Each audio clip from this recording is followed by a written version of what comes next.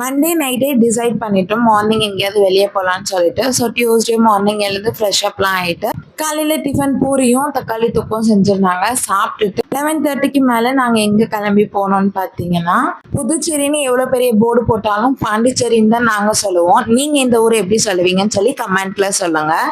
பஜார்லாம் கொஞ்சம் சுற்றி பார்த்துட்டு கொஞ்சம் பர்ச்சேசிங்லாம் முடிச்சதுக்கப்புறம் குட்டீஸ் எல்லாருமே ஃபோட்டோ எடுக்கணும்னு சொல்லியிருந்தாங்க. ஸோ அதனால ஃப்ரெண்ட்ஸ் காலனிக்கு போயிட்டு ஃபோட்டோஸ்லாம் எடுத்துட்டு மதியானம் லஞ்ச்லாம் சாப்பிட்டுட்டு பாண்டிச்சேரியிலேயே ரொம்ப ஃபேமஸான அட்வென்ச்சர் பார்க்குன்னு இதுதான் சொல்லியிருந்தாங்க. Pondy ocean park, POP pop அப்படின்னு சொல்லுவாங்க.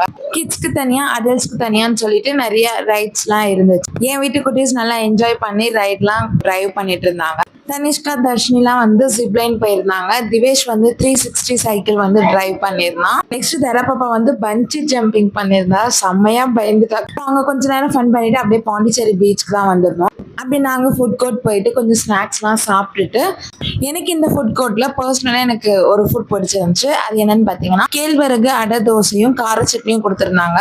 அந்த தோசையில முருங்கைக்கீரை லீவ்ஸ்லாம் போட்டு சூப்பராக பண்ணியிருந்தாங்க. இந்த ஷாப் பேரே பாரம்பரிய உணவு வகைகள் தான். அப்படியே குரூப்பா ஒரு போட்டோ எடுத்துட்டு நைட்டு டிஃபனை முடிச்சுட்டு வீட்டுக்கு வந்தாச்சு. இந்த பாண்டிச்சேரி vlog உங்களுக்கு பிடிச்சிருந்தா லைக் பண்ணுங்க. தேங்க்ஸ் ஃபார் வாட்சிங்.